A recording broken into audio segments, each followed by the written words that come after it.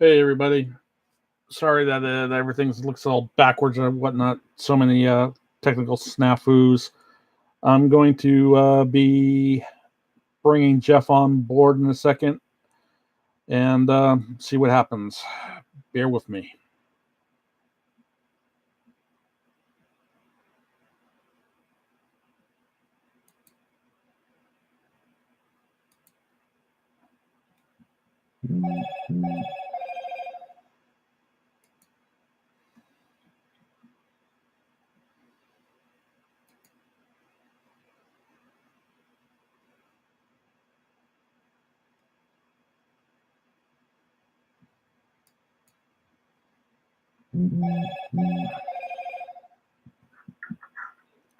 Hey, gotcha. So, can you hear me? Hey, Jeff, can you hear me? Can you hear me? Yep, I can hear you. All right, well, great. Cool. Let's hopefully I can get the stream going.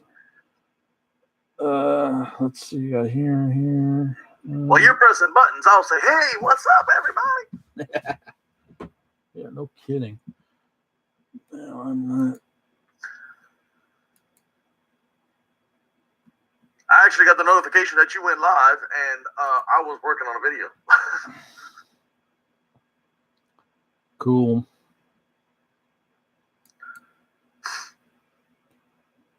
So the lovely struggles of live feed. Yeah, no kidding, man. No kidding. But you know how it goes, We're all getting better at it. Every time we do it, more experience, more knowledge. Yeah, I think I'm going to have to scrap this one because I cannot get anything to work right. I've got images backwards. I've got this, that. I don't know what. I'm looking at the live. I can see your live right now, and it looks like everything's relatively decent. How about the background overlays? But now we're going to start getting echoes.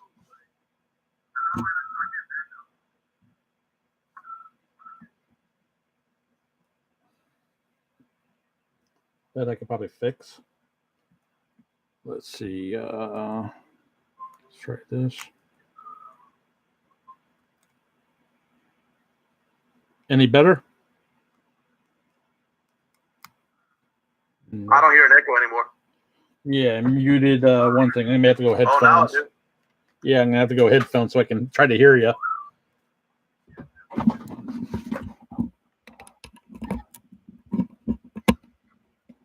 I'd have to go run and get a set of headphones. I don't have a set of headphones with me. No, you shouldn't have to. You shouldn't have to have the headphones. It's just me on my end, I think. Any better? I'm not hearing my echo right now. Let's see if it comes back. Oh, there it is. Echo's still there. Okay, let me try something. Any better? Nope. Still hearing the echo for... Echo? Yep. Can you hear me? I can hear you, but it's just picking up an echo.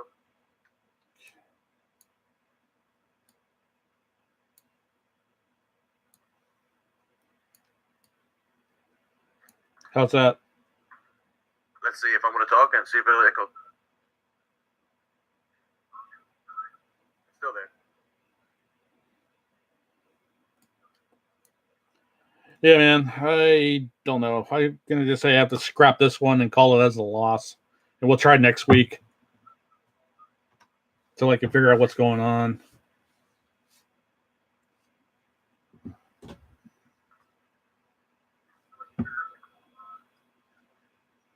Yeah, because I wasn't seeing anything on the actual channel. Yeah. Yeah, I don't know. It's like conflicting multiple issues. I don't know what's happening. So I don't hear an echo now.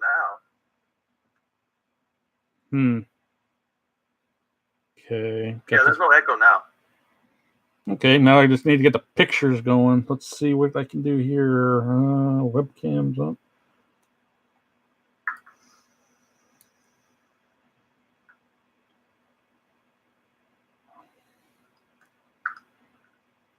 Yeah, for whatever reason, I'm not getting the key to stream this. So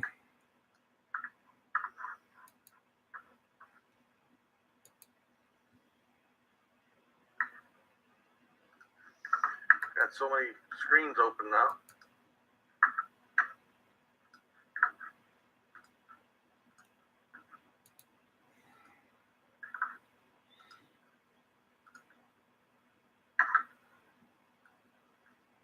yeah, man, I apologize. I thought I had everything worked out, and this is Video chats on. yeah. Sorry, man. If anyone's seeing this, I'm sorry for the stream. Technical difficulties.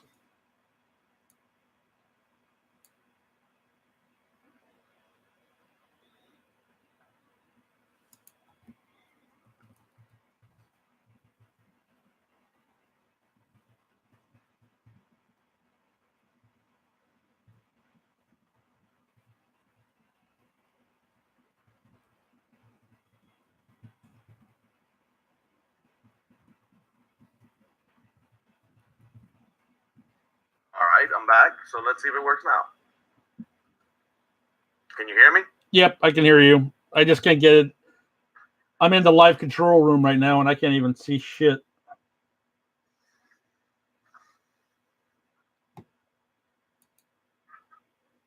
I can see me on the bottom corner of the screen, but that's all I can. And then I can see your layout, but that's it. Yeah.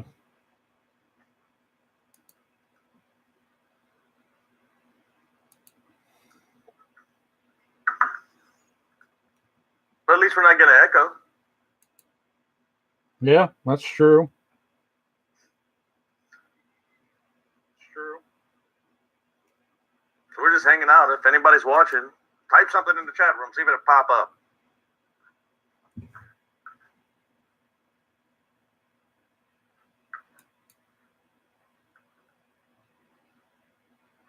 Let's see.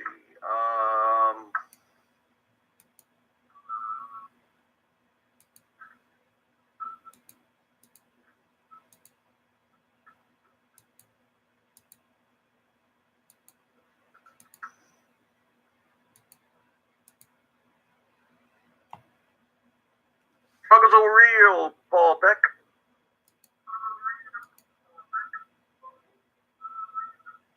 Now I'm hearing that echo again.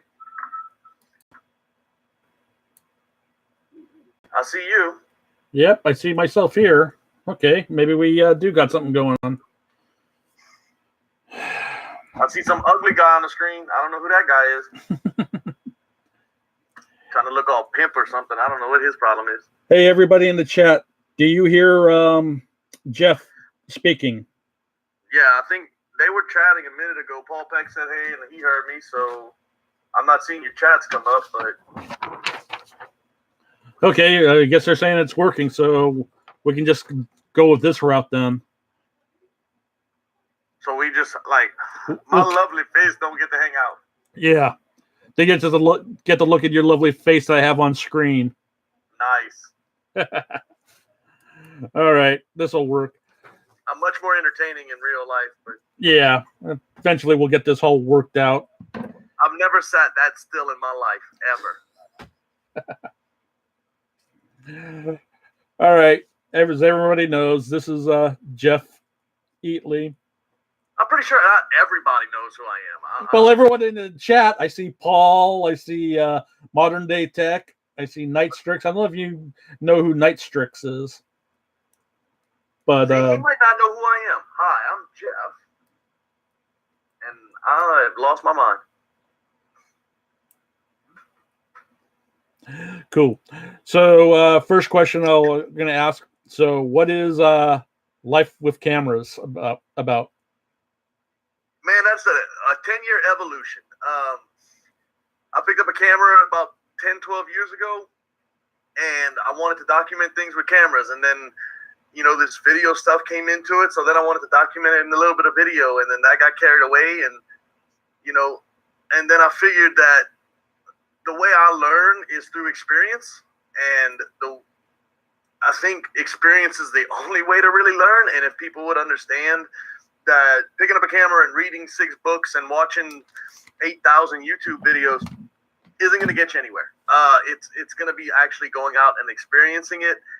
And then I figured out that what makes me a little bit better than some is the fact that I live my life with this. It's 24/7. It's you know, when my kids are around, I'm taking pictures of them, or I'm filling with something to entertain them with it. It's more than, it's every day, 24 hours a day. And then so it all just kind of evolved, and I went through a many thousand different wordings and phrases, and then all of a sudden I just, you know, it's just my life with cameras. So my introductions on my videos become, and so let's take a second, because hi, I'm Jeff, and this is my life with cameras, and I want to inspire knowledge through experiences. Perfect, man. And part of the reason I brought you on board is you have a new channel that you started up called Bayou Garage. Want to go into a little bit about that, how that came about? So absolutely. So once again, 10 years ago, when I first picked up a camera, it fell into automotive because I'm a big car guy and I go out to a lot of car shows, and I've been doing that since I was 18, 19 years old. And so 20 years. And it fell into, you know, I'm taking pictures of cars, and then I started doing little video clips of cars.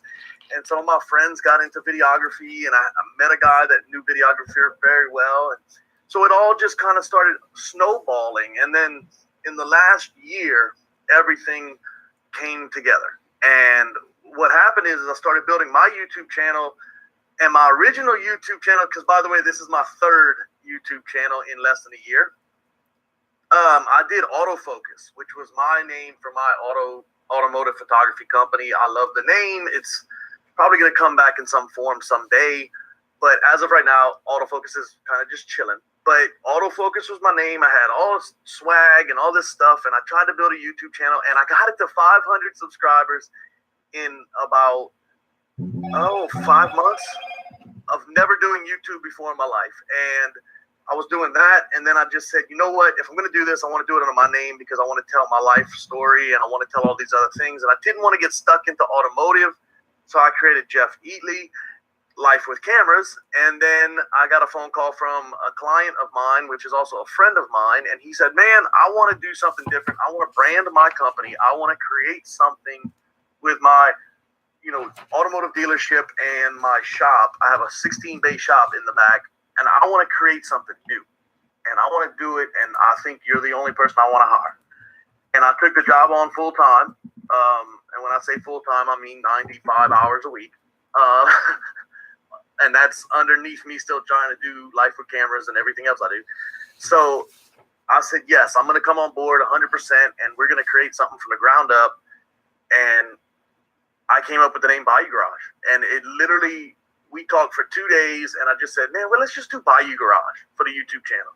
And shortly after that, Bayou Garage became a full-service auto repair shop also. So we have Bayou Garage YouTube channel, Bayou Garage Service Center, and he changed the name of his company because he liked Bayou Garage so much and the logo so much. And I said, well, we're just going to use Bayou Garage as a couple of Cajun guys that just go out and do anything with motors. And if it's got a motor, we'll check it out, ride it, interview people that create awesome things, and see where it goes. And now we're 21 videos in, interviewed about 5 people, created a whole studio downstairs and all this other stuff and madness, and just hit 300 subscribers today. Sweet. So I'll have later on in the video description links to all of Jeff's channels. So be sure to check him out. Also I'll have his social media account, so you can follow him on there as well as on Facebook. So be sure to do that. So that's cool. So what made you get into doing YouTube and social media in general? Oh, God. A way to advertise for myself. I mean, literally the very first videos I've ever made, the very first serious video I ever made was July or June of last year. Mm-hmm. That was the very first video I'd ever made in my life. I have Adobe Suites. I've had it for forever. I've done Photoshop since high school or since Photoshop 1. So I've always done that. And then I just started, me and my daughter picked up the camera one day and made a video, and it came out pretty cool. And I could tell a story with a video, and that got me excited because that's all I care about. the one thing everybody needs to know about me is that the one thing I care about is the act of creation. And it doesn't matter what form, what tool, what option. I don't care if it's video, photography, drawing. Let's do it. If you want to create something, you want to build a car from the ground up, that's creation. That's something that's unique. What? Person that crazy. So I just kind of kept going throughout life, and I honestly, I cannot tell you what got me to YouTube in the last year. Maybe it was a bunch of I instructed a class for the PPA, Professional Photographers of America. They called me and asked me to do a 2-hour class. So I did a 2-hour class, and I fell in love with teaching people. And I've always enjoyed teaching people. And they were like, do a YouTube channel, make a few videos. So I made a few videos, and then it got carried away. So that's difficult. I've seen your photography videos, and I've learned quite a bit doing with lighting and such, and still working on it. If Home Depot didn't have the right colored light bulbs, I'd be having this background different colors right now. But actually, Target carries those color changing light bulbs for like $10. I have to check that out then. Cool. And then Walmart's actually got some $488 for a 16-foot rope LED color changing light. I have about 6 of them. I got them. I got them on Black Friday for like $1 a piece. Okay, we'll have to look into that. Okay, next question. Basically, well, you may have already covered this one.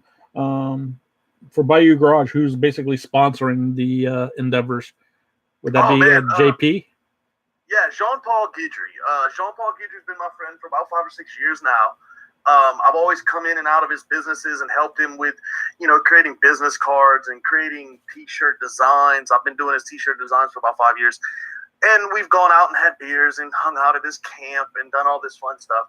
So, we have this weird relationship of friend / employee / business partner, because we're kind of doing 3 different things at once. Mm-hmm. So Jean-Paul, when we finally talked enough, and I'm going to be honest with you, it took a year of talking to him to get him to understand why I would need to be paid X amount of dollars and the time it's going to take to create what we're saying we're going to create, and to get him to get on board with that. It's terrifying because a couple of years ago, 5 years ago, there was no job called a content creator for an automotive dealership. I don't know if there's a job for that today, but I'm making it. And so he introduces me, and he doesn't know if he should call me his marketing guy or his content creator. He's kind of come into the notion of calling me his content creator and his guru, because on the days he's feeling down, I pick him up, and the days I'm feeling down, he picks me up. So that's the friend part. But he finally got on board. He's been in the automotive business for 20 years. He started his dealership about 16 years ago, out of his yard while he was still working 60 hours a week at another dealership. And he just started selling secondhand cars or fifth-hand cars back then. Mm-hmm. And he's just a great guy. He's very humble. I'm trying to get him. He's starting to learn to get out of his shell on the videos, which is amazing to watch him, to see him. Because I know how he is normal. And then you put a camera in his face, and he knows it's going out in public, and he knows I'm going to show the world it, and it terrifies him. And I understand why. I'm just not that guy. I don't care. But he thinks that a little embarrassing moment is a bad thing. And I think a little slip of the tongue or a little misstep is what is real about us and what is going to be real to people and what will attract people, because we're not trying to hide anything. And I'm not cutting it out. I'm not editing it out. So Jean's just an incredible guy, strong in faith, strong in you got to keep his trust or you won't stay in his life. And, I look up to him. He's only a year and 2 years older than me, but whatever. And I just appreciate the chance he's giving me, and the potential of where we can go with this is absolutely endless in the next 10 years. Cool. It's funny that you should mention about that, how he was like, I'm guessing he was a little skeptical about using the internet and YouTube to market, let's say, his business, basically. Oh, yeah, because when I walked in the door, the first thing we did is he was paying all these companies marketing money and to the tune of like $7,000, $8,000, $10,000 a month. And we cut out like half of it. I was like, no, get rid of them, and we're gonna do it organically, and we're gonna pay in-house to Facebook marketing and to boosted ads, and this is at the same time I was going to conferences like Vid Summit, and I was going to conferences, Video Marketing World in Dallas, and I went to a marketing company or a marketing conference in Florida, and I did all of that last October. Mm-hmm. And when he saw what I was able to do between October and December, he was on board. I mean, because I absolutely just destroyed some numbers on his page just to prove to him that I could do it. And his marketing dollars that he was paying to these companies were getting X amount of hits, while mine were getting twice that for a tenth of the money. Yep. So it was basically a prove yourself. And I said, okay, here's 30 days. And I proved myself. And he said, here's a paycheck. Well, it's funny how you should mention it, because there's like another YouTuber that I was following before I even really started going active on YouTube. Gentleman by the name of Spencer Burke. Basically, he started off, he was a 14-year-old kid who always wanted to be around the exotic cars. He was originally from Michigan, then relocated to San Diego, and basically pestered the dealership, every day, taking pictures, when new arrivals would come in and whatnot. Then eventually he got a position as a receptionist for the dealership when he was old enough. And then next thing you know, he started making videos, and he was also their in-house photographer. So when they would have inventories, he'd be the one taking the shots. And so now he basically is branched off and started his own marketing company. But one of his complaints and gripes is that he's made a point of that the old school auto dealership, the owners, don't have a grasp of social media and what its potential can be. No, he doesn't. And like the promise I made him is, I mean, and this is, I don't know how you feel about it, but this is kind of ballsy on my part, and I don't know how to say it, but the confidence level after going meet people like Evan Carmichael and meeting Peter McKinnon and meeting, all these other guys that I met at Vid Summit and Video Marketing World, and talking to them and then realizing the potential, truly knowing the potential, and being able to come back here and tell Jean-Paul.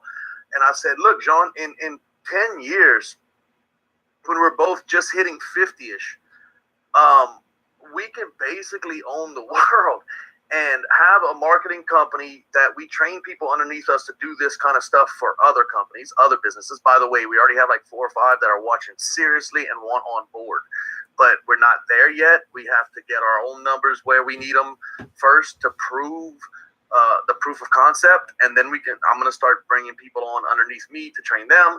But I told him, in 10 years, man, you could sell off the dealership and we could just do this full time. And he thought that was an amazing thing, that at 50 or in 10 years I could do that. And then what I don't tell him is if we do it just right and we get a little lucky, we could do it in 3. Perfect, man. So next question I'm going to probably ask. Just rock it out. Yep. So what's your day like? Your normal 9 to 5 day like? Okay, first of all, 9 to 5, throw that out the window. Okay. I wake up every morning.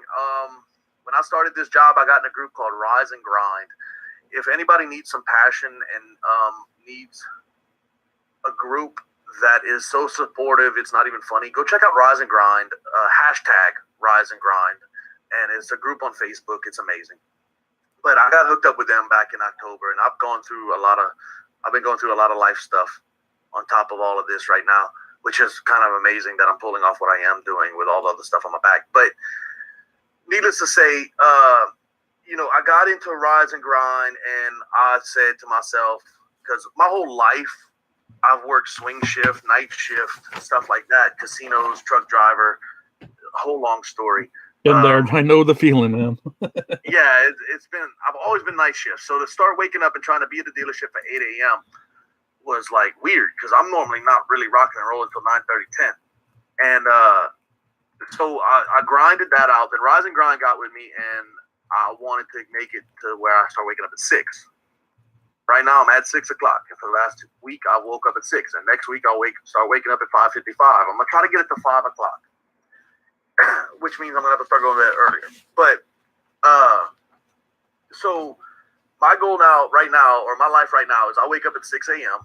by 6:40. 6 a.m., 6:45, telephone. I literally wake up, I have a cup of coffee, I take a shower, I do about 15 minutes for myself to try to get ready and prepare.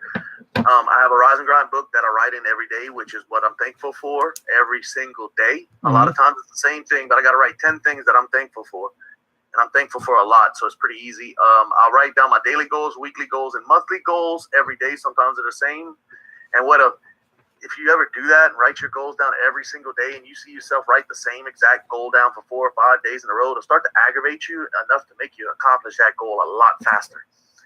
So then, so I'm at work I'm supposed to be here for 8:15. I'm at work for 7:15 because I get to beat traffic. I normally head upstairs to one office, which is the office I'm in now.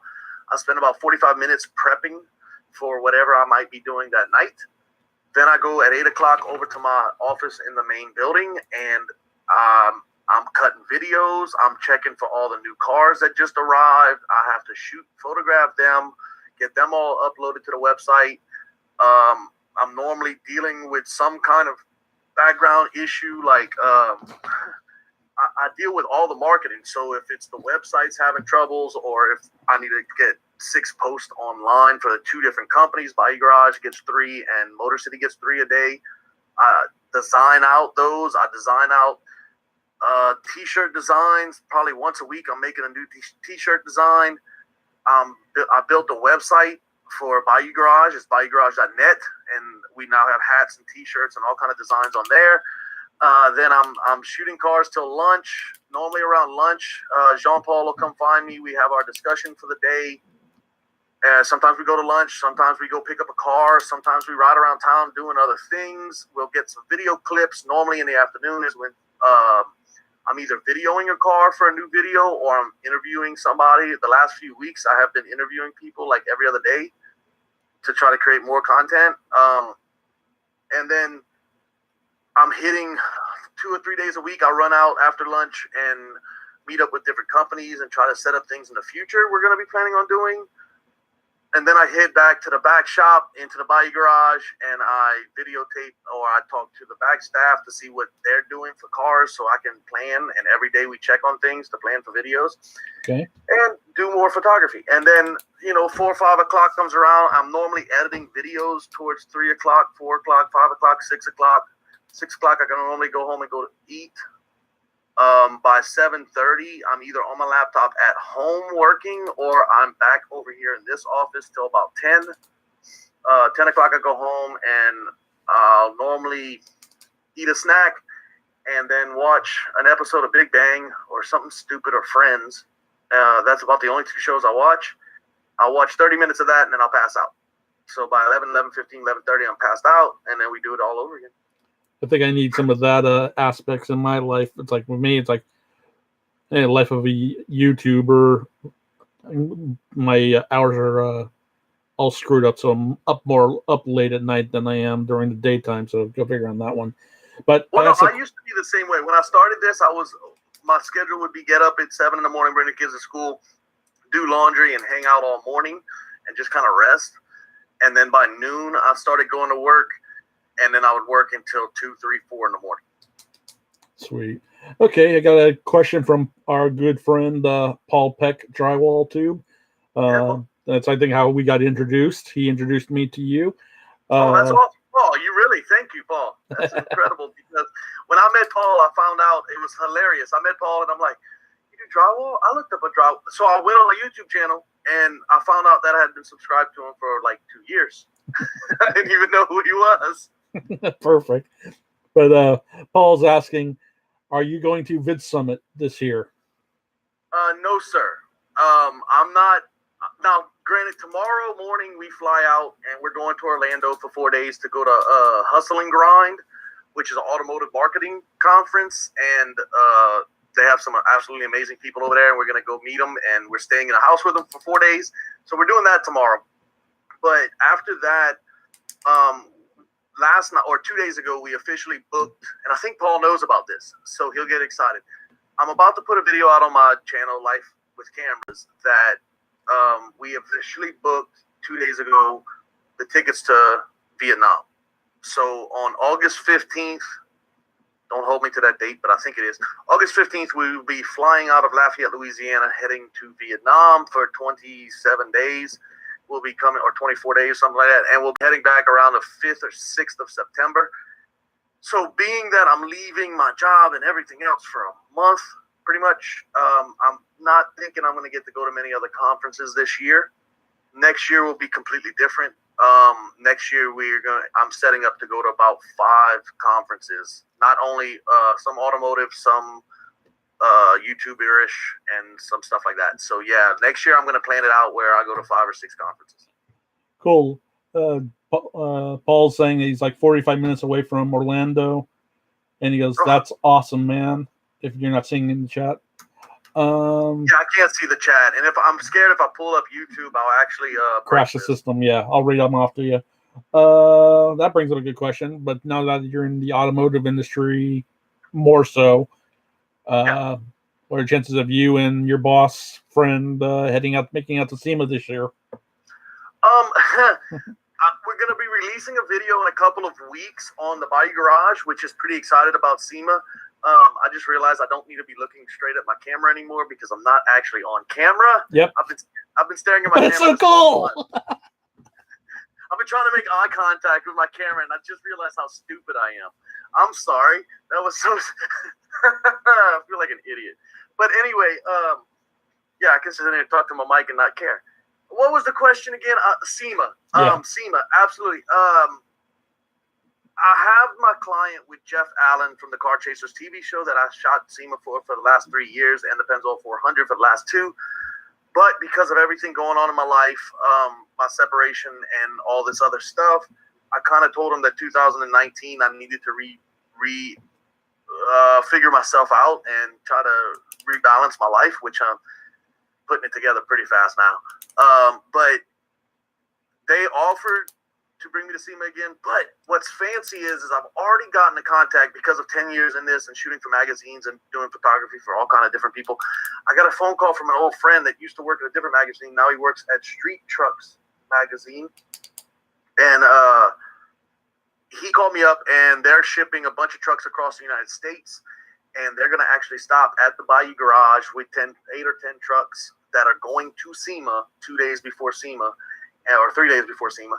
And we're going to have an event here. So if they call me up, I still may fly out 2 days later and fly to Vegas and shoot SEMA for 3 days.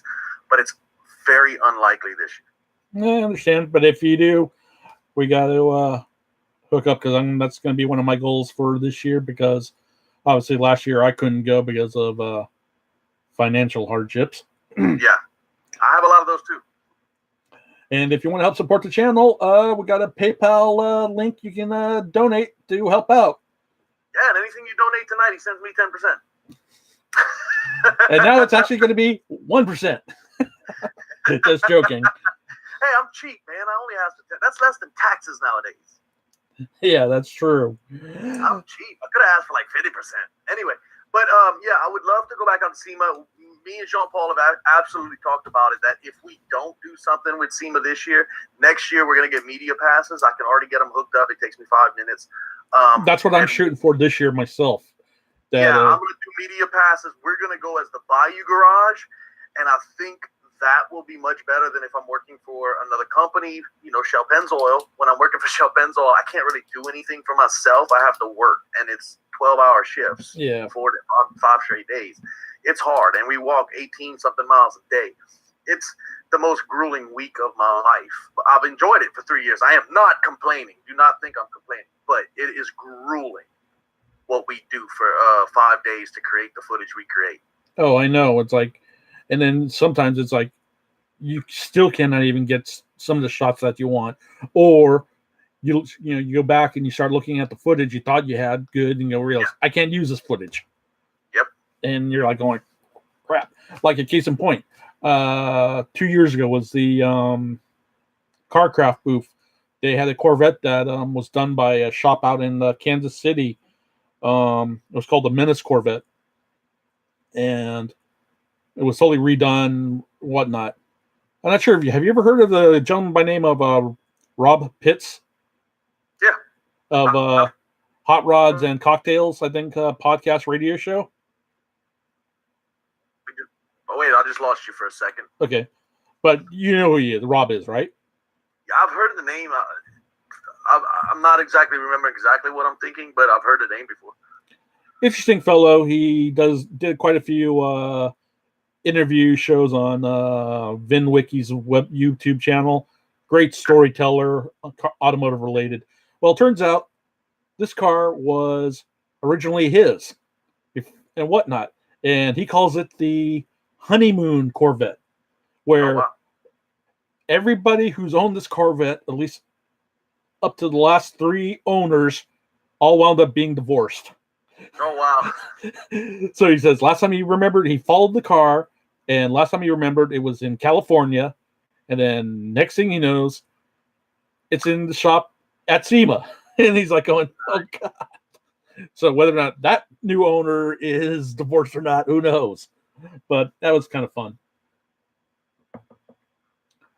So I've heard a few of those crazy stories. It was talk cars for a second. SEMA last year,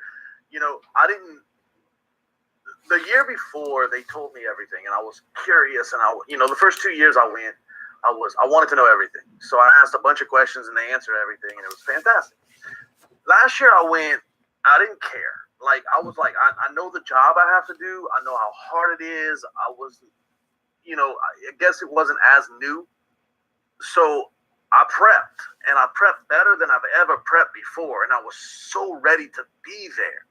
But then when I got there, I found out that I never asked what cars were going to be on our booth, what companies were we going to be working with this year, I didn't have the heads up on that end. So the very first day we get there, which is Saturday, we walked in, and that's when the big companies are bringing in the cars. And then Monday is when the smaller companies bring in their rides.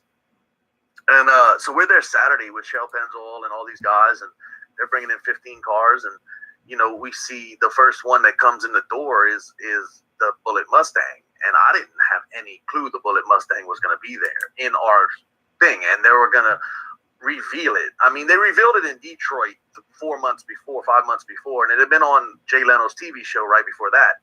But actually, right after that. But I didn't know it was going to be in our booth, and I didn't know I was going to get to meet the owner and sit in the car and, claim to have DNA now on me from the Bullitt car, which is pretty awesome. But, just things like that. It was such a surprise this year to see the lineup of cars we had when I never knew. The first year was the Hennessy Venom, or the second year was the Hennessy Venom. There was always something interesting, and, meeting the owner of Lowrider Magazine and seeing his vehicles, and they're amazing. SEMA just will blow your mind. And I only get to see about 1/4 of it because I have to stay close to our booth. Right. But still, seeing that much of it is absolutely amazing. We have like about a 2-hour, one day for 2 hours, we get to go jet. But in 2 hours, you can't make it barely across the place and back. Oh, I know. And that's one of my goals for this year. If I do go, one of the things that I want to handle is there's like during SEMA, there's like a select few media people who will get what they call after hour passes. So as soon as the floors are all empty in the middle of the night, you can go in there. Come by, sir. I know. I mean, I'm not trying to say this only because Shell Pennzoil is the main sponsor of SEMA and probably sponsored $20 million to run it. I don't know. But we had those passes, and it's insane because it was 10 o'clock at night, and security's like, "Oh, sir, hi." And they would just bring us, "Where do you want to go?" They would get us a golf cart and drive us around in the middle of it. It's nuts. But when you work that many hours, staying after hours is like, I don't care. And then we also do dinners every other night with a bunch of special guests, and that's when they tell Jeff to put his cameras away, because when people start, drinking and cutting up, and they don't want any of that on video. Or Yep. Everybody takes pictures in the first 5 minutes, and then nobody takes pictures after that. There's a bunch of behind the scenes stuff when you're at Shell Pennzoil, or if you're with one of the top 5 companies pushing this thing, that the world changes, and it's just insanity. Trust me, I know. It's like I've been to some of those meetings, and it's amazing what kind of.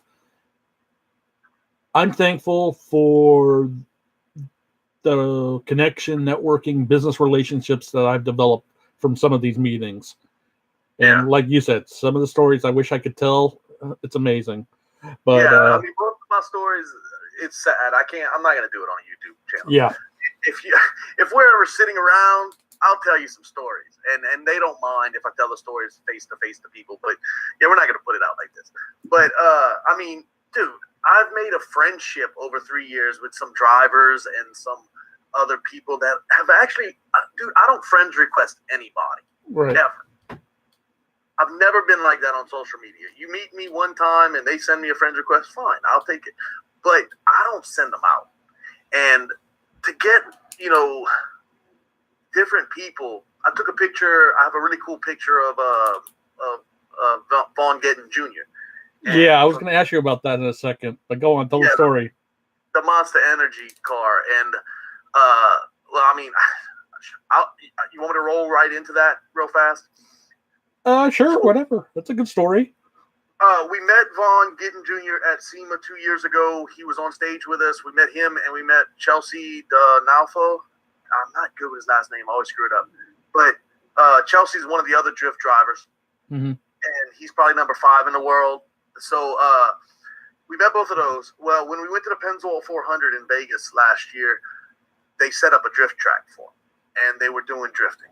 So on the second day, Jeff Allen called up, and he said, Jeff, which when I'm with them, they always call me Eatley because it's 2 Jeffs, and that just doesn't work. Right. So it's Eatley, get over here, bring your cameras. And I'm like, as if I was going to walk anywhere without my cameras. I'm like, Jeff, of course, I have my cameras. What do you want? And he's like, do you want to go on the track? And I'm like, hell yes. I want to go on the track. Are you crazy? He's like, well, are you scared? Are you going to be okay? And I'm like, are you crazy? I'm not scared at all. You have the best 2 drifters in the world, or 2 out of the top 5 in the world sitting here that drift all day long. I'm not scared at all. And if they do hit me, they're going to barely brush me. So let's do this. So I went out there, and I went out there with a camera, and I had one camera on my shoulder, a video camera. I had my other camera with a wide angle 11 to 18 millimeter lens. And if you know what that is, or if you don't know what that is, it is really wide. The human eye sees at 50 millimeters. This thing's seeing at 11 wide. So to put this car in focus in front of me, they literally did a whole 3.5 minute drift routine, drifted around me at 45, 50 miles per hour, smoke everywhere. 2 cars, Chelsea and Vaughn, and they got so close that I could feel the heat off of the car, the engines. And when the pictures were taken, there was a couple of shots that were actually out of focus. And the only way you can make that lens go out of focus is if you're within a foot. It's about 13 inches. So that's how close the car is to me. And the final shots, the goal is to get out there and get a shot where I could see the passenger, because one of the guys I was shooting for was the passenger, and they wanted a really cool shot of him in the passenger seat, like partying with his hands up in the air. So I got the shot. I got about 10 of them. I got about 10 other really cool ones. And I had a video on top of it. So I later posted that, and Vaughn actually shared it, and Chelsea shared it. And I mean, a ton of people shared it. And then I went, and you can probably find it on YouTube if you type in Pennzoil. Pennzoil, I went ahead and made a 7-minute video for them. That was kind of part of my job there. And I made a 7-minute video for them that shows the whole weekend in 7 minutes. And it's hanging out with Joey Logano and hanging out with all the other drivers that drive for Shell Pennzoil. Go down the list, it's long. But, we have video clips of all of that, and then Jeff Allen and the stage and all this other crazy. It was amazing. It was just an absolutely amazing week. But to get out on the track, and I've done this with rat rodders in southern Louisiana in a grassy field where it's wet and they don't have any tires and they're drunk and I'm drunk and we've done drifting around me. So to think I was going to be scared out on that track, they crazy. So yeah, but it was a blast. And if you can ever show that picture, and one of these days I might have to put that video. You still there? I don't know, have it up on me, but I have 80 channel. It might be there. Okay, well, that's one of the other things I was going to ask you. Since I know you got connections, I've seen the print that you're talking about. Offline, whatever, get back to me when you get back into town. How much it would cost to print up like maybe 2 or 3 of those prints? Maybe, I don't know what size you would think would be appropriate size. And I have it in my office and it's 40 by 48. Okay. So what size do you think is appropriate, sir? Okay, that'll be good. And would you mind autographing all of them and let me know what the costs are to print them up? Because I know that shit's expensive.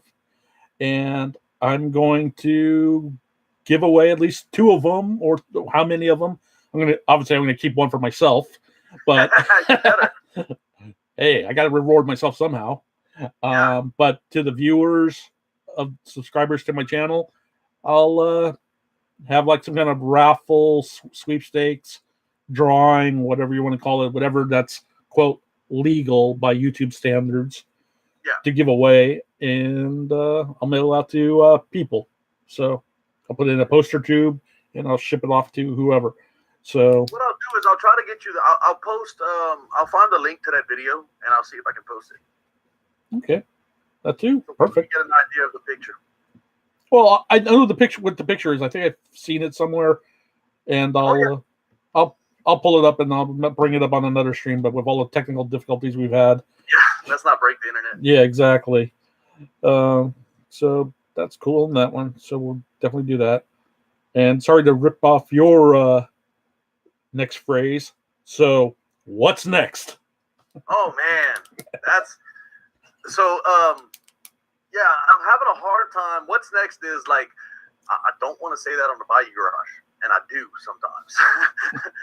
So I'm really trying to keep what's next to me because I really want to get me a T-shirt that just says "What's next" across the back, and then it says subscribe," or something stupid like that. But that would work. I like that one. I just might put "What's next" with an arrow going like pointing to the back, and then when you look on the back, it just says, "Well, subscribe." But I'm going to do something like that pretty soon. When I get to 1,000 subscribers on my personal channel, that's when it'll go crazy. But what's next for us? Well, of course, we have Orlando coming up with the Bayou Garage and then doing all of this stuff with the marketing. And I don't know what's going to come out of that. I mean, really, I'm literally living my life 24 hours at a time. Tonight, I will go to bed absolutely exhausted because after we get off of here, which whenever that is, I don't even care. I'm going to probably put in another 2 hours of work trying to finish up 2 videos and make sure they're ready to publish while I'm going in Orlando. And then from there, I go to sleep exhausted and I wake up tomorrow with a new day. But we have goals. So let's see. We're going to, at 1,000 subscribers on the Bayou Garage for all the car guys out there, if you want to see something hilarious, we're going to take a 2001 Saturn. It doesn't run very good. It does start. It does idle. It does do its job. It doesn't shift very well. The transmission's all jacked up, and a bunch of other stuff's messed up with it. The door's all dented. But we got it for pretty much. How can the doors be dented? They're made out of plastic. Yeah, well, it's all bent up. It's all messed up. But anyway, yeah, the Tupperware Saturn car. We're gonna beat the hell out of this car, and we're gonna torture it. We're gonna see what it can handle before it just completely falls apart. And then after that, we're probably gonna just blow it up. I don't know. We're going to do something stupid to this Saturn when we get close to 1,000 subscribers. And if Social Blade has anything to say about it, Social Blade finally, after busting my butt for a month and a half, says I'm going to hit 1,000 before June 30th. So that's the goal, is to get me to 1,000 before June 30th. And for the 4th of July, we will blow up a Saturn. So this is a call to action to all you viewers out there in the live stream. If you're in the live stream right now, type in a 1 or a yes. If you're still in the live stream, I want to see some movement. Come on. So, yeah, let's see if anything will happen. I'm actually, I have the YouTube up now too, but from, oops, I'm sorry. No biggie. I hit the wrong button. Yes, Paul Peck is still here hanging out with us. That is awesome. But Perfect. From there, we got some other things going on. We're going to be going to some pretty big car events, taking part in those. We're starting something else, which is going to be absolutely epic. Today, I talked to a guy. I'm not quite done. I won't say who he is or anything like that, but not until it's official. But I talked to a guy, and he's going to possibly donate a 1963 frame and most of the body parts to an Impala. Interesting. And, Interesting. Okay, so we're going to get a frame. It doesn't have suspension. It doesn't have an engine. Understand. Just, it's some body panels, and it's a frame. And he said he would donate that, and he's a paint and body shop. So he said when we're done, he'll paint it for free. So here's the thing. Here's what we're going to put out to the world. And if you want to talk about this from time to time, it would be amazing. We are going to make a completely donated car. Okay. Every piece of it's going to be donated. And by any person that donates anything, I don't care if it's a turn signal or it's the fuzzy dice to hang on the rear view mirror. You're going to get a couple of minutes of video talking about what you donated and what you do. And if they're not from around Louisiana and we can't go out and video them ourselves and they send us something, we're going to let them put together a 30-second video or a minute video, and we're going to put it out to the channel. And and we're going to then put their name on a sponsor board. And when it's all said and done, I have an engraver that does aluminum, and he is going to engrave all the logos, all the sponsors, even if it's a couple of hundred, onto panels. And they're going to be all mounted in the car at the end of it. And the car will start, and it'll be a complete drivable car, but we're not going to pay $1 for it. They're not going to pay it. We're going to put a lot of time and effort. Sweat equity. But it's going to be completely 100% every nut and bolt sponsored by somebody, given by somebody, donated by somebody. I got a friend of mine that seriously wants to give me a 8-cylinder block, a big block. So now you said there was a couple of body attached to it. panels. So is it like the main cab of the car is there, or is it just the frame only and like fenders only? Does the car have like an actual part of the body where the VIN is attached? Nope, there's no body. So you need to find the actual core body itself then too. Yes, we're gonna have to find a core body, and it doesn't have to be an Impala. I don't even care. Well, it'd be kind of cool to keep it, an Impala. Why? I'm thinking that if we just happen to come across something else that's about the same length, we'll make it work. Okay, that's an interesting project. I can get around. It's going to be a rat rod, but it's going to be a fully painted. I mean, it's going to be the tradition of rat rods. Rat rods take any part you can find and shove it onto the car and make it work. We're basically going to do the same thing, except we're going to finish this thing out. Okay. I mean, if it may have racing seats from some company, and it may be brand spanking new Recaro racing seats or some company like that says, we'll give you 2 racing seats and we'll put 4 racing seats in it. I don't care. Like, it's going to be the weirdest, coolest thing you've ever seen in your life. It's going to be all functioning and it's going to all look good. We're not going to put junk in it. I'm not going to take some, whatever. But we're not going to put junk. We're going to try to get quality stuff. But we're just going to get a very good running car and build it from scratch from donations and see who wants to donate. And we have some people really seriously donating some seriously cool parts so far. And I don't want to talk about too many. And then from there, at the very end of it, we'll probably keep it for 6 months. We'll probably drive it around for a while. We'll probably show it off at a bunch of shows. And then we're going to auction it off for charity. Perfect. Well, let's see. I just actually been hitting the insurance auctions across the country looking for project vehicles for this channel. And I found something in your neck of the woods that's coming up eventually. But I was like wondering, I wonder how far it is away from where Jeff is. And I looked at did the map deal, and it's about 150 plus miles because it's in New Orleans. Oh, yeah. New Orleans is 120 miles from. Yeah. So I'm like going, that would be an expensive tow bill for a record to go out there and drop it off for what I want to have done. $150. I can get it from New Orleans to here. Okay. Well, see what it is. Basically, it was what I came across was a 2001 Ford Focus SVT that basically suffered side rear undercarriage damage. So I don't think the rear end's going to roll, but all that is just two wheels and a rear subframe.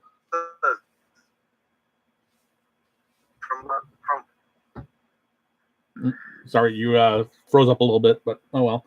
But yeah, we're just gonna. I'm a fat cow. Yes, you're a fat cow. I'm sorry, Modern. I just wanted to jump into your conversation over there, but yeah. So I don't know. We originally the idea was to take my 2004 Celica and see what we could do with it, and do a donation car. But I think we're still gonna do something special with the Celica, but it's like 85, 90% done. So it needs some interior work. It needs a little tiny bit of fabrication to fix a few things, and then it's done, and then paint.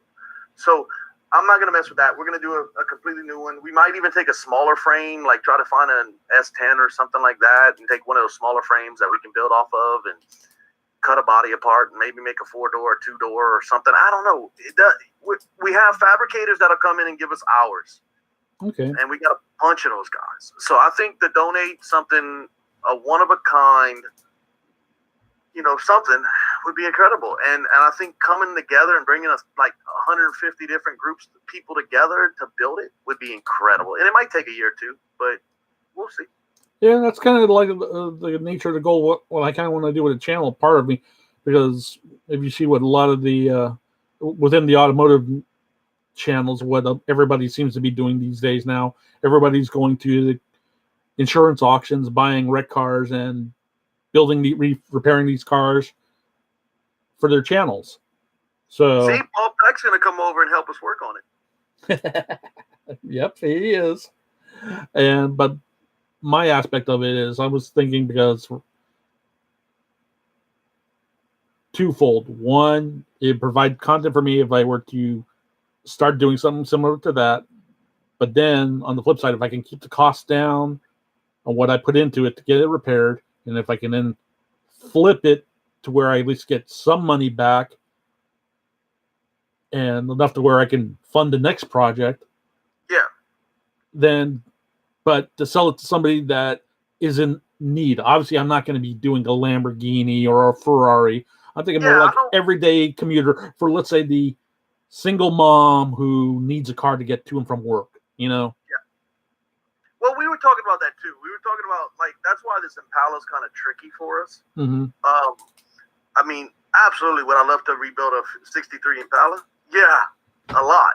I mean, but they're so rare. I mean, it's like I'm finding a body that you could use. Exactly. It's gonna be difficult all around. That's why I think that I have some people that have some frames and some stuff from like just regular cars. Like, I think I even know somebody. I mean, needless to say, we could take the Saturn frame and start. Yeah. We'll destroy everything else on the Saturn, but just take the frame. It's a good frame. I mean, I thought it was unibody though. What's that? I thought the Saturn was a unibody. I don't know. Yeah, I think it is. And Paul's saying he's a Bondo guy. I'm not gonna start making Bondo or Bondi. Okay, wait. Bondo. Bondo. Okay, we're gonna leave that joke alone. Body filler. Yeah, he's a body filler.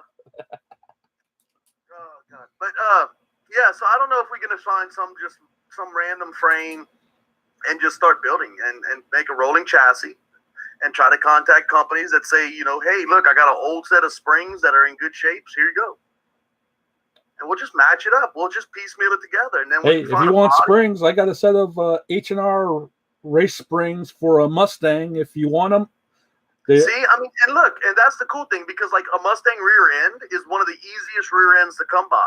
Yep. And a Mustang front clip. So if you have the springs for that, we can get and it's not like we don't buy cars at auction too, so we can strip parts off of theirs. It's not like we don't have a 14-bay shop out here that we can jack some parts off of. Right. But, and then it's just to make a car fit it. And we have fabricators that if we need to stretch a car 6 inches or 3 inches, we can. Well, for a street car, I don't know if these spring rates would be the appropriate, but if you think you could use them, we'll see. I mean, it's just going to all depend. It's going to really depend on where we start. When we start this and we pick the frame or we pick the initial thing we're starting with, then we'll know. Yeah, and keep me in the loop on that. And if I'm sure I can dig up some parts around here.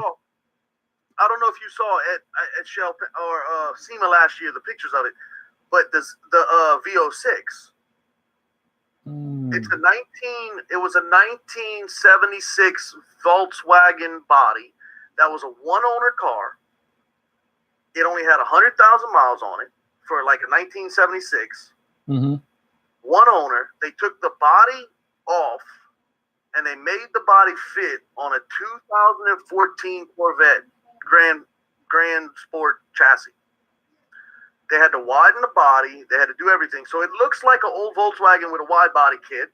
Looks like a grandma car, which is funny as hell. And it's sitting on a Z06 chassis frame, everything. And I was actually in Dallas shooting the before pictures when the body was over here and the chassis was over here. And then we drove the chassis through Dallas with no body on it. And we're doing burnouts in it. It was hysterical. There's a video online of that too. Was this one of Jeff's projects? Yeah, this was Jeff's SEMA build this year. Okay. And it won a bunch of awards because nobody ever thought you could put a 76 Volkswagen body on and make it look good. It actually looks good. It looks like some kind of weird, I don't know, it's weird, but it looks awesome. Yeah, it's kind of like so they can do that. Why can't we do something? Yeah. It's kind of like, with me, the ultimate, like with me, I want to find like a 1930s, 34 Ford Crown Victoria, the sedan body style. Well, keep watching because very shortly, my dad's 1937 Hudson's going to be on the channel because it's about to roll out the garage. Oh, sweet. How's your dad doing? If you want to see a 30s model, you ain't never seen a grill like this. Perfect. Cool. Okay. Well, what else you got? I got about 10 minutes. I was actually about to wrap it up, but okay, that's fine. I was kind of glad you on the stream because I just got a certain announcement today. So if you're in the stream, you're in for a scoop, everyone. I like to say thank you, Jeff, for being on my show, my live stream, because you were my very first guest as me now being monetized on this channel. Outstanding. Big applaud. Just got that email address or email telling me congratulations. That is awesome.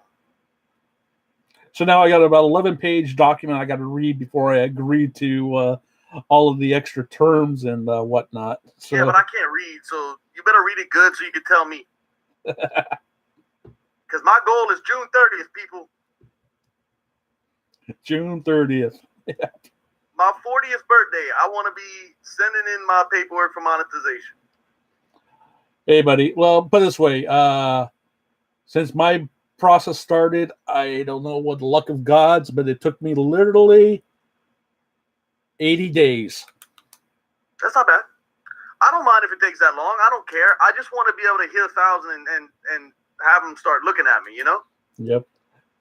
Modern day tech is telling me now you can get a dime a day. Hey, man. Hey. No, I don't care about monetization. I want you to click my affiliate links and buy all these nice, cool car parts. Exactly.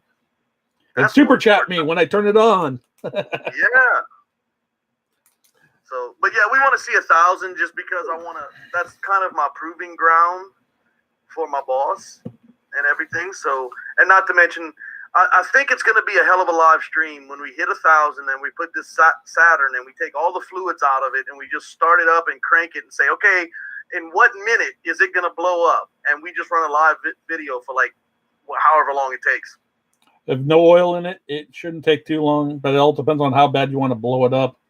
unless you know somebody who can loan you a nitrous system to Yeah. bolt onto Well, that thing. I just wanted to seize either that, or we'll just put it like we'll do the first live video. We'll put it up against the wall and just see if it'll spin the tires until the tires blow. Well, here's a good story that you can relate to. Had a gentleman who had this guy was a local customer who owned a body and paint shop, and he had like a 70 Chevelle, and he at the time bought a GM crate motor. I think at the time it was the 502s when they just released. Got it in there, and he was having issues with it from day one. Took it to the dealership. They looked at it. They said, "Yeah, we hear the noise, but there's nothing we can do until it, something really happens." So the guy was trying to get a replacement warranty on the deal. So he brings it over to our shop because we have a dynamometer, and he says, "Put it on the dyno. I don't care how much it costs. Drive it till you blow the motor up." So we did. That'll work. I'm gonna go put the Saturn on a dyno and put nitrous on it until we blow it. Yep. Sweet. I don't know what we're gonna do with that car. We're talking about it like, I don't know. We may take like a slingshot first of all, and just slingshot golf balls until we shatter all the windows. I don't know. It's gonna be stupid. Demolition Derby it? We might. It just doesn't drive. I don't think it'll make it to second gear. Transmission's pretty much shot. It'll run first gear, and you can get to about 8-10 miles per hour, but then it starts shaking. Like everything. I think the motor mounts are even whacked, but it was literally found in a yard and brought to us. It was like under the grass, like all those country songs where you mow your grass and you find a car. That's how you know your country.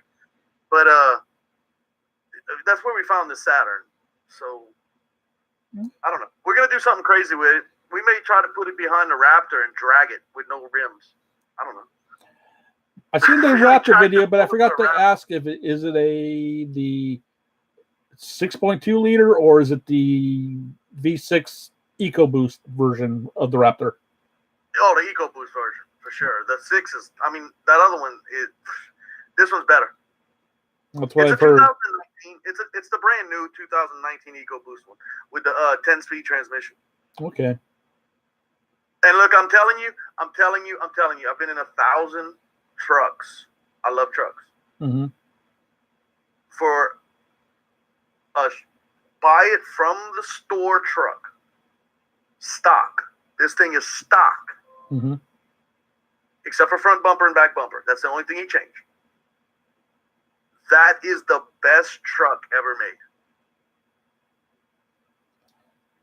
That's good to know, considering, I'm a big Ford guy, and I've seen some of their design engineering choices, and I haven't been too happy with.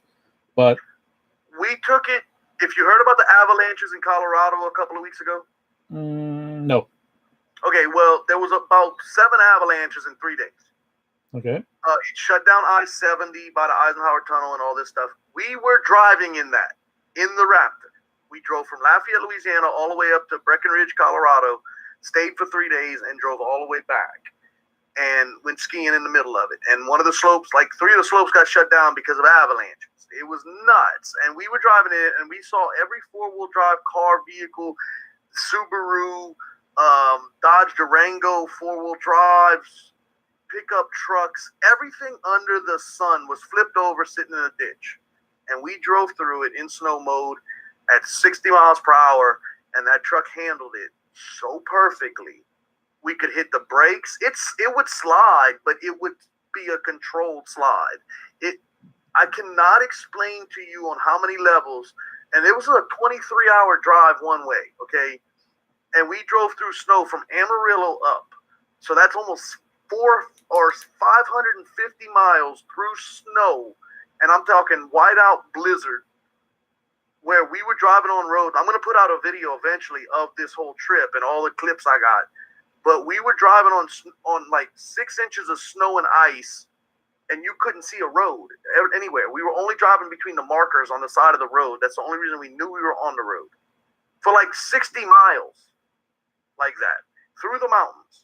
It was nuts. And this truck, we drove it into a ditch, and it drove right through a ditch of like 3 feet of snow. And we just drove right through it like it was nothing. I have never seen a factory come out of the factory vehicle made that well. There may be some faults in there. There may be some things that they could have done better with certain buttons. But as a truck in inclement weather and stupid, and I've driven it in downpours in Louisiana and all this other stuff. I've driven the 17 and the 19. And that is the greatest truck I have ever driven. That's interesting. I was questioning how well the EcoBoost would do in that big size of a truck, but hey, I stand corrected. 0 to 100 in like nothing, man. It is a beast. That thing flies on the interstate. It drives like almost like a big fat sports car. I mean, it drives kind of like the big Cadillacs did when the Cadillacs got a lot of horsepower in the 90s and the early 2000s, but they still weighed a lot. They could fly. Well, Ford, it's all aluminum bodies now, right? Yeah, but this thing, we were playing around, and I was driving this Hellcat against the Raptor. 700-something horsepower, right? And the Raptor, I left him by a body, but that's it. It just goes to show you what the technology, what you can do with turbos. And I think it was Stacy David did a few years back on his show where when the EcoBoost first started being installed or offered on the Ford pickups, he wound up doing like on his show a 3-inch or 4-inch catback exhaust system onto it. So basically after the catalytic converters, put this exhaust system onto the truck, and they took it to the dyno, and it gained like 150 horses. Yeah, it's ridiculous. I know.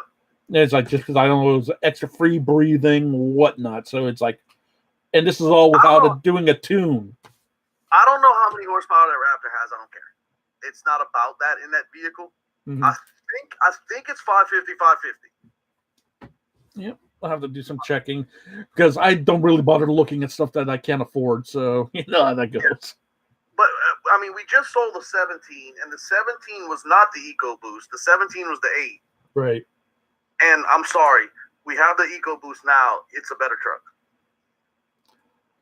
Definitely. By a long shot.